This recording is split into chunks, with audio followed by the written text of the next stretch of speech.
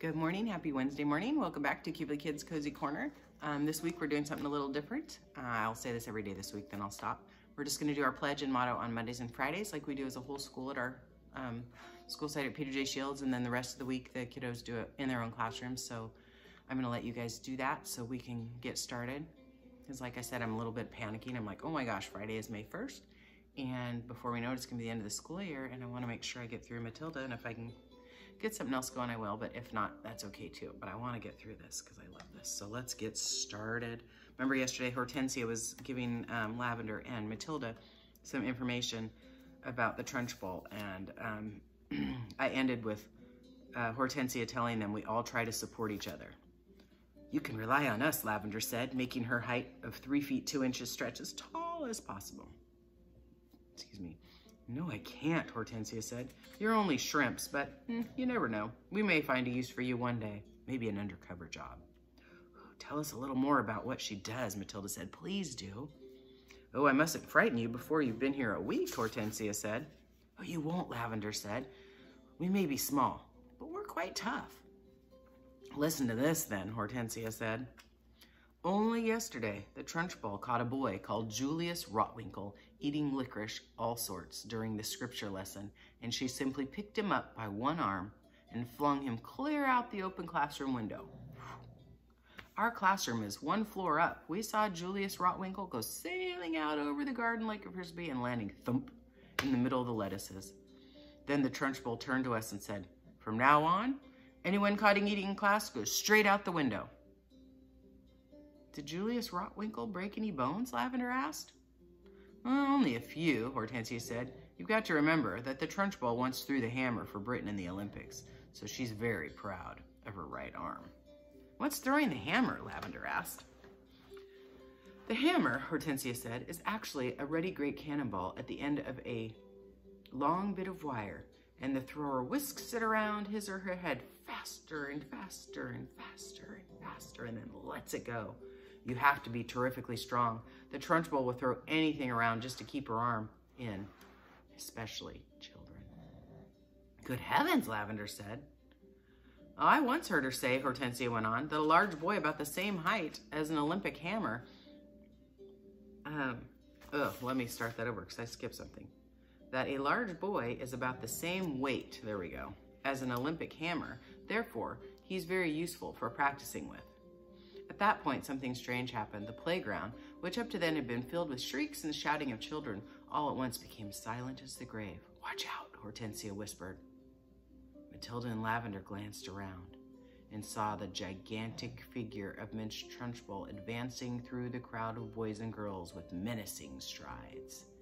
The children drew back hastily to let her through, and her progress across the asphalt was almost like Moses going through the Red Sea when the waters parted. A formidable figure she was, too, in her belted smock and green breeches. Below the knees, her calf muscles stood out like grapefruits inside her stockings. Amanda Thripp, she was shouting. You, Amanda Thripp, come here. Hold on your hats, Hortensia whispered. What's gonna happen? Lavender whispered back. Idiot Amanda, Hortensia said, has let her long hair grow even longer during the halls, and her mother has plaited it into pigtails. Silly thing to do. Why silly? Asked Matilda. Oh, if there's one thing the Trunch Bowl can't stand, it's pigtails, Hortensia said. Matilda and Lavender saw the giant green breeches advancing upon a girl about 10, who had a pair of plaited gold pigtails hanging over her shoulders. Each pigtail had a blue satin bow at the end of it, and it looked very pretty. The girl wearing the pigtails, Amanda Thripp, stood quite still, watching the advancing giant. The expression on her face was one you might find on the face of a person trapped in a small field with an enraged bull. So here we go. Amanda and the Trunch Bowl.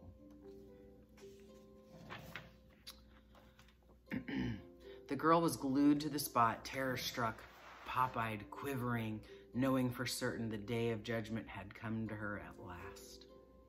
Miss Trunch Bowl had now reached the victim and stood towering over her. I want those filthy pigtails off before you come back to school tomorrow, she barked. Chop them off and throw them in the dustbin. You understand? Amanda, paralyzed with fright, managed to stutter, but my mummy likes them. She plates them for me every morning. Your mummy's a twit, the Trunchbull bellowed. She pointed a finger the size of a salami at the child's head and shouted, "You look like a rat with a tail coming out of its head." But my mummy thinks it looks lovely, Miss Trunchbull, Amanda stuttered, shaking like a blancmange, sorry. I don't give a tinker's toot what your mummy thinks, the Trunchbull yelled, and with that she lunged forward and grabbed hold of Amanda's pigtails in her fist and lifted the girl clear off the ground. Then she started swinging her around and around her head faster and faster and faster. Amanda was screaming and the Trunchbull was yelling, "I'll give you pigtails, you little rat." Ooh, shades of the Olympics, Hortensia murmured. She's getting her speed up now, just like she does with the hammer. 10 to 1, she's gonna throw her. And now the Trunchbull was leaning back against the weight of the whirling girl, pivoting expertly on her toes, spinning around and around. And soon Amanda Thripp was traveling so fast, she became a blur. And suddenly, with a mighty grunt, the Trunchbull let go of the pigtails and Amanda went sailing like a rocket right over the wired fence in the playground, high up into the sky.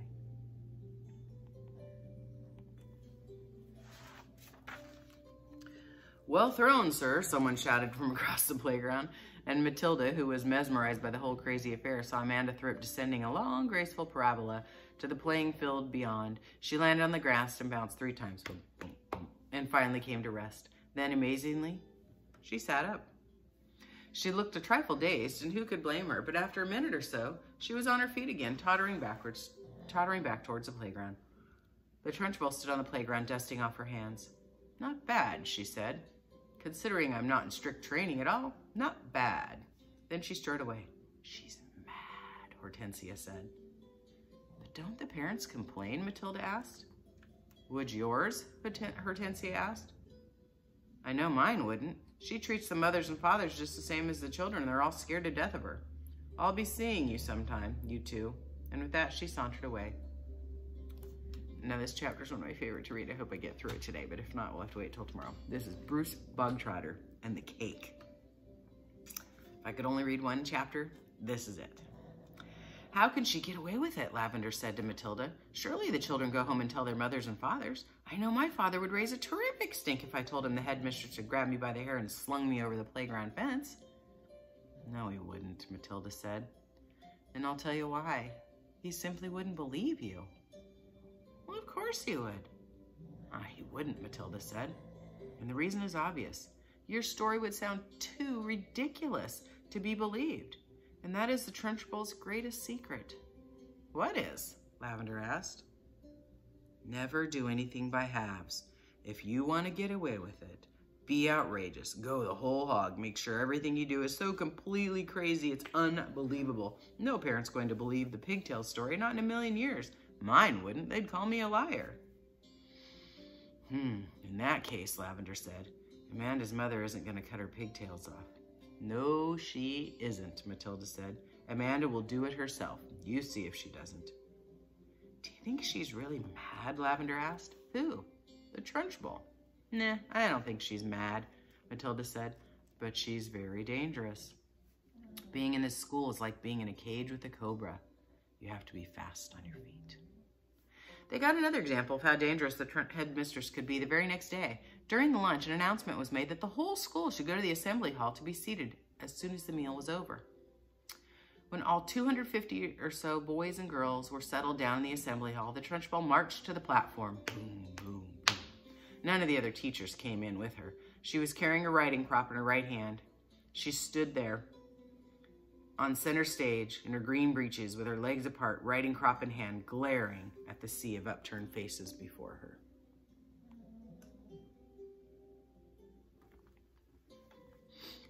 "What's going to happen?" Lavender whispered. "I don't know," Matilda whispered back. The whole school waited for what was coming next. "Bruce Bogtrotter!" the Trunchbull barked suddenly. "Where is Bruce Bogtrotter?" A hand shot up among the seated children. "Come up here," the Trunchbull shouted, "and look smart about it." An 11-year-old boy who was decidedly large and round stood up and waddled briskly forward.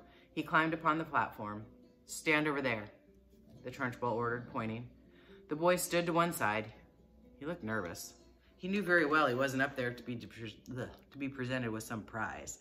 He was watching the headmistress with an exceedingly wary eye, and he kept edging farther and farther away from her. Just little shuffles. It was rather as if a rat might edge away from a terrier that is watching it from across the room. His plump, flabby face had turned gray with fearful apprehension. His stockings hung about his ankles. "This clot," boomed the headmistress, "this blackhead, foul carbuncle, poisonous pustule you see before you is none other than a disgusting criminal. A member of the mafia." "Who, me?" asked Bruce Bogtrotter, puzzled. "A thief," the Trunchbull screamed. "A crook, a pirate, a rustler." "Steady on," the boy said. "I mean, dash it all, headmistress. Do you deny it, you miserable little gumboil? Do you plead not guilty?" "I don't know what you're talking about," the boy said, more puzzled than ever. "I'll tell you what I'm talking about. You..."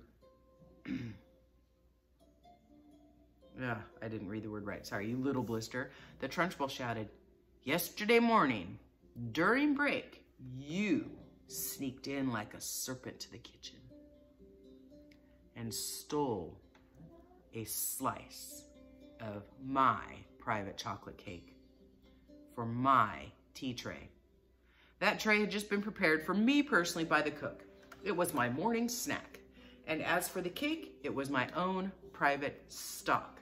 That was not boy's cake. You don't think for 1 minute I'm going to eat the filth that I give you. That cake was made from real butter and real cream. And he, that robber bandit, that safecracker, that highwayman standing over there with his socks around his ankles, stole it and ate it." I never did," the boy exclaimed, turning from gray to white. "Don't you lie to me, Bogtrotter," barked the Trunchbull. "The cook saw you. What's more, she saw you eating it." The Trunchbull paused to wipe a fleck of froth from her lips. When she spoke again, her voice was suddenly softer, quieter, more friendly. She leaned towards the boy, smiling. "You like my special cake, don't you, Bogtrotter? It's rich and delicious, isn't it, Bogtrotter?" "Very good," the boy mumbled. The words were out of his mouth before he could stop himself. "You're right," the Trunchbull said. "It is very good. I think you should congratulate the cook. When a gentleman has a particularly good meal, Bogtrotter, he always sends his compliments to the chef. You didn't know that, did you, Bogtrotter? But those who inhabit the criminal underworld are not noted for their good manners." The boy remained silent. "Cook," the Trunchbull shouted, turning her head towards the door. "Come here, cook. Bogtrotter wishes to tell you how good your chocolate cake is." The cook, a tall, shriveled female who looked as though all of her body juices had been dried out long ago in a hot oven, walked to the platform wearing a dirty white apron. Her entrance had clearly been arranged beforehand by the headmistress. "Now then, Bogtrotter," the Trunchbull said, "tell the cook what you think of her chocolate cake." "Very good," the boy mumbled. You could see he was now beginning to wonder what all this was leading up to. The only thing he knew for certain was that the law forbade the Trunchbull to hit him with the riding crop that she kept smacking against her thigh. That was some comfort, but not much. Because the Trunchbull was totally unpredictable. One never knew what she was going to do next. And we have to stop there for today. Oh my goodness. But the good part's getting there tomorrow, so thank goodness it's Wednesday and not like Friday. That would be a great cliffhanger Friday though. Anyway, I hope you guys are doing well. I hope you're enjoying these stories. Feel free to start a conversation with your teachers, and if you want to contact me and I haven't contacted you yet, just let your teachers know and they can, I can add you to a discussion post and we can talk about things for Matilda or James and Giant Peach. Anyway, love you guys and care about you. Be safe. Bye.